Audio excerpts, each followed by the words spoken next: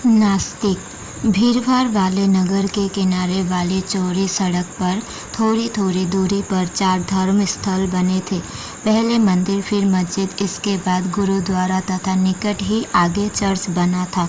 इतने निकट निकट धर्म स्थलों का बना होना देखकर आभास होना स्वाभाविक है कि इस नगर में सांप्रदायिक एकता का माहौल है।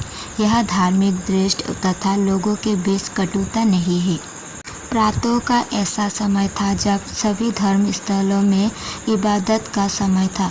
मंदिरों में पूजा अर्चना, मस्जिदों में नमाज, गुरुद्वारे में अरदास तथा चर्च में प्रेयर में सम्मिलित होने के लिए लोग शीघ्रतापूर्वक तेजी के साथ कदम बढ़ाते पहुंच रहे थे। इस नगर के लोगों के मन, मस्तिष्क तथा हृदय में धार्मिक भावनाओं का समुद्र ठाठे मारता है। इस नगर का अत्यंत धार्मिक वातावरण होने के बावजूद आपसी मेल झोल, दोस्ती, एक दूसरे के घर निश्चल भाव से आना जाना तथा आपस का प्रेम व्यवहार देखकर कह पाना कठिन है कि कौन हिंदू, कौन मुसलमान है तथा कौन सिख अथवा कौन ईसाई है। प्रातःकाल के इस समय में सभी धर्मों के लोगों की भीड़ अपने अपने धर्म स्थलों की ओर तेजी के साथ बढ़ती हुआ अपने अपने धर्म स्थलों में प्रवेश कर रही थी।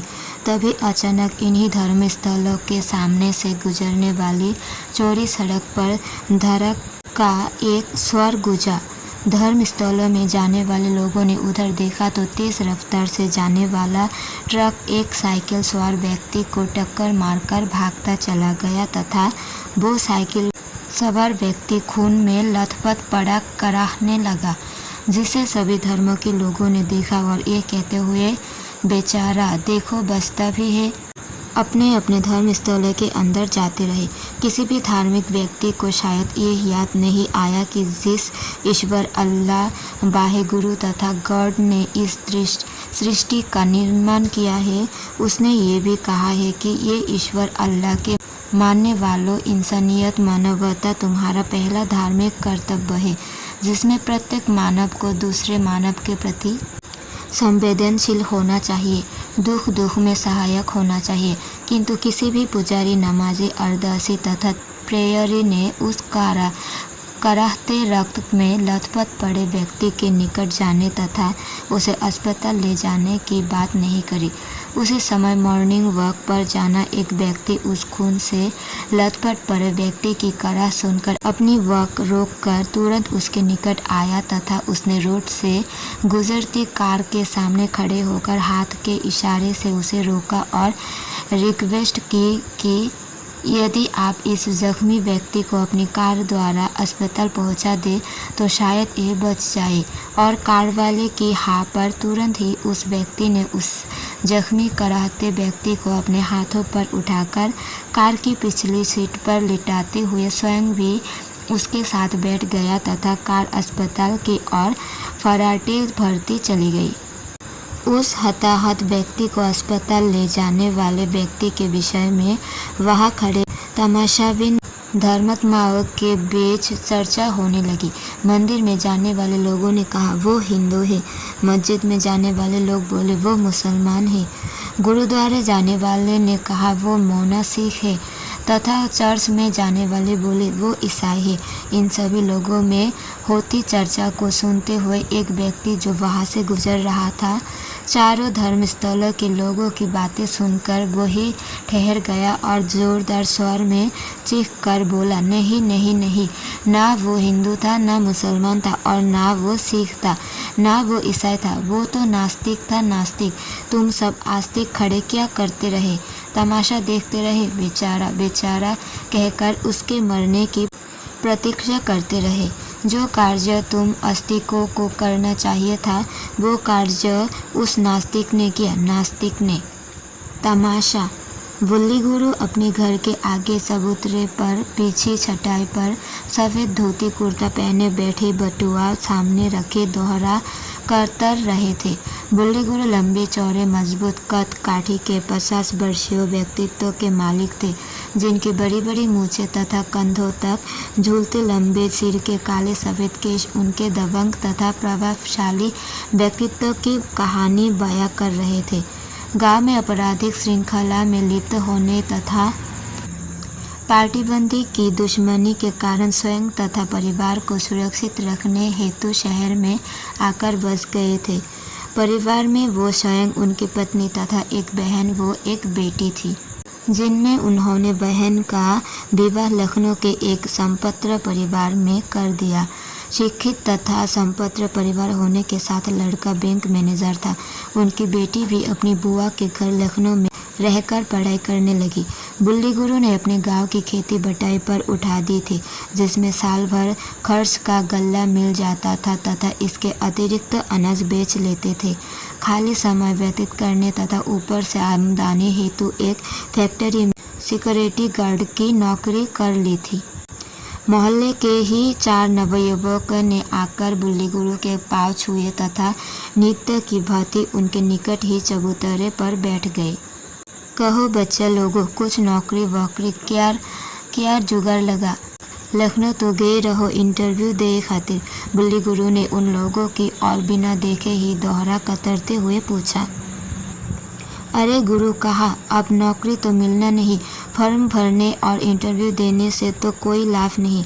अब तो नौकरी वो पाएगा जो 15-20 लाख रुपए देने की हैसियत रखता होगा। पापा लोगों को परिवार चलाने में तो पसीने छूट जाते हैं। हर वस्तु तो महंगी है, यहाँ तक कि बिजली का बिल तक चुकाना कठिन हो जाता है। घर वालों ने भी कह दिया है कि इस प्रकार बेकार कब तक घूमोगे, कुछ करो जाकर, भले ही किसी फैक्ट्री में मजदूरी करो जाकर। एक युवक ने अपना वो सभी साथियों का कष्ट बताया। घर वाले जौन कहीन है तौन ठीक ही तो कहीन है बच्चा, बिना पैसा के जीवन तो पार हुई नहीं सकत है, कछु न कछु तो करे ही का परी है। बुल्ली गुरु ने दोहरे में कथा, चूना तथा तंबाकू मिलाकर फाँकते हुए कहा। तो गुरु आप ही बताओ कि हम लोग क्या करें? दूसरे नवयुवक ने बुल्ली गुरु की ओर देखते हुए दीन लहजों में पूछा। हम का बताए बच्चा, जब आदमी तोर कोनो कमाई क्या जरिया नहीं होते हैं, नौकरी क्या कोनो जरिया नहीं बनत है, बेपर खातिर रहो पैसा चाहिए होते हैं, तब ही फिर विवश हुई के गलत तारीकें ते पैसा कमावे की राह पर चलत है। बुल्ली गुरु ने दोहरे की पीक एक और थूकते हुए कहा। गुरु आप ही हम लोगों को रास्ता बताओ जिसमें कमाई हो। उन युवकों में से एक ने गुरु से कहा। बच्चा लोगों हो, तुमका का बताई, हमरे तौर तो कमाई क्या बहुत ही फार्मूला है, किंतु वही कमान खातिर हिम्मत और दिमाग की ज़रूरत होते हैं, तो तुम पैसे करी ना पाई हो। बुल्ली गुरु ने अपनी मूँछों पर हाथ फेरते हुए उन नवयुवकों की ओर गौर से देखते कहा। बुल्ली गुरु की इतनी बात सुनते ही वो चारों नवयुवक एक बारगी गुरु की ओर मुड़कर बोले, गुरु हिम्मत की बात ना करो, हम लोगों में हिम्मत और ताकत दोनों है, जो बताओ गुरु, हम लोग वो सब करने के लिए तैयार है। कोई भी कैसा भी काम हो जिसमें कमाई हो वो हम लोग करने में पीछे नहीं हटेंगे।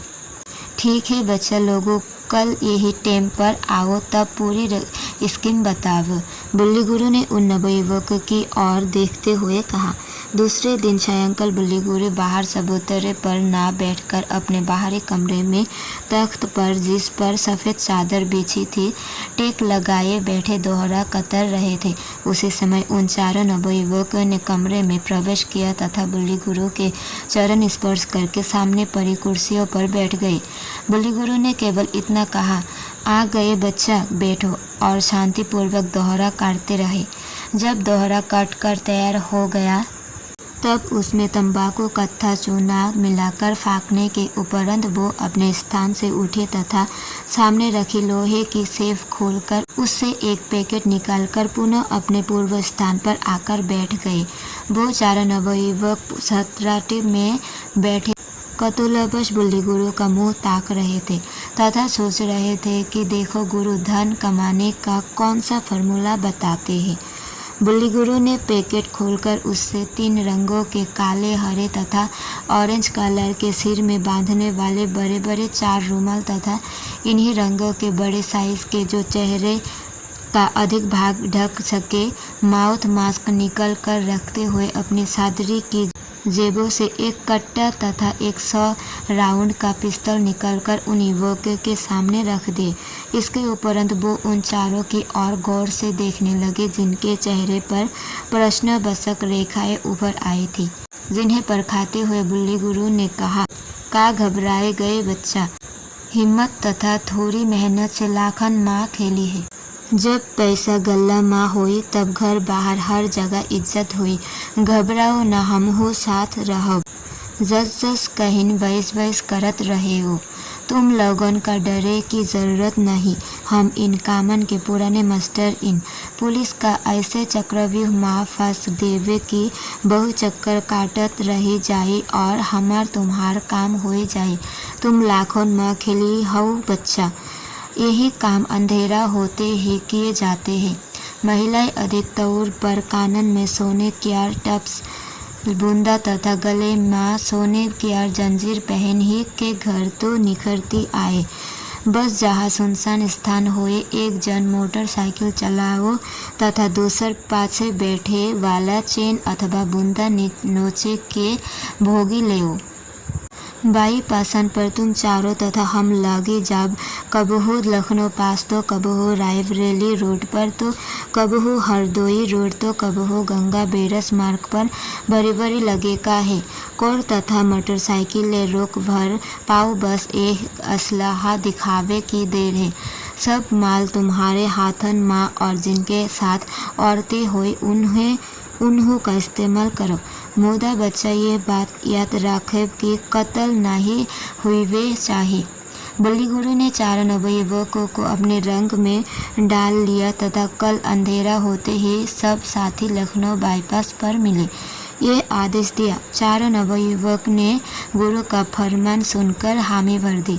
इधर नगर में से स्नेसिंग कानों के बूंदे नोचने तथा महिलाओं के पर सीने जाने के साथ रह जाने व बलात्कार के मामले काफ़ी बढ़ गए थे। रह जाने स्थान बदल कर ताबड़तोड़ हो रही थी। जब पुलिस ने चौकसी बरती तो इन लोगों ने कर्जा टप कर दिया। बुल्ली गुरु के बंद कमरे में उन चारों नवयुवकों तथा बुल्ली गुरु ने सप्ताह भर में जो लूट की थी वो सब रुपये तथा जेवर इकट्ठा किया, जिसमें जेवर तो बुल्ली गुरु तथा एक नवयुवक मोटरसाइकिल से कानपुर जाकर उसी सरफ के हाथ बेच आए जहां गांव में रहकर लूट का माल बुल्ली गुरु बेचते थे। इस प्रकार लगभग 6 लाख रुपए इकट्ठा हुआ, जिसमें 2 लाख रुपए बुल्ली गुरु ने लिया तथा 1 लाख रुपए उन चारों नवयुवकों के हिस्से में आया। ये गिरोह पुलिस की सक्रियता के कारण 15-20 दिन के लिए शांत होकर चुपचाप अपने स्थान पर स्थिर हो गया। कुछ समय बीतने के उपरांत जब पुलिस सुस्त होकर बैठ गई तो इन लोगों ने पुनः अपना कार्य प्रारंभ कर दिया। एक दिन रात्रि बुल्ली गुरु अपने चेलों के साथ लखनऊ बाईपास से शहर की ओर आने वाले रोड पर एक सुनसान स्थान पर लगे थे। तभी लखनऊ से कानपुर जाने वाली बस बाईपास पर रुकती दिखी, जिससे उतरकर कुछ सवारियां बैटरी रिक्शा पर बैठकर आती दिखी। इस समय नगर की बिजली गुल थी। रोड पर अंधेरे का साम्राज्य था, जिसका लाभ उठाते हुए चारों नवयुवकों ने रोड पर बीच में खड़े होकर बैटरी रिक्शा रोकते ही पिस्तौल का कट्टा दिखाकर रिक्शा चालक तथा रिक्शा पर बैठी 2 महिलाओं व उनके साथी पुरुष को पकड़कर रोड के किनारे खाई में उतर ले गए तथा चारों के मुंह पर टेप चिपकाने के साथ दोनों पुरुषों को एक वृक्ष में बांध दिया तथा महिलाओं के हाथ पांव बांधकर जमीन पर गिरा दिया। महिलाओं के जेवर उतार लिए तथा पुरुषों की तलाशी में जितना रुपया निकला वो कब्जे में करने के उपरांत उन लोगों ने महिलाओं के वस्त्र अस्त्र व्यस्त कर दी। तभी बुल्ली गुरु का स्वर सुनाई दिया, रुको, मैं आ रहा हूँ। आओ गुरु, माल चौकस है, आप ही की सेवा हेतु तैयारी कर दी है, एक नवयुवक ने बुल्ली गुरु से प्रत्युत्तर में कहा। बुल्ली गुरु आकर जैसे ही उन महिलाओं के निकट पहुंची कि बिजली आ गई। स्ट्रीट लाइट के LED बल्ब चमक उठे तथा वातावरण पर छाया अंधेरा। बिजली के प्रकाश से दूर होते ही बुल्ली गुरु अपने स्थान पर ही जड़बट खड़े फटी फटी आंखों से देखते रह गए। अस्त व्यस्त वस्त्रों में उनके सामने पड़ी उनकी बेटी थी। दूसरी उनकी बहन तथा सामने वृक्ष से बंधा उनका बहनोई था।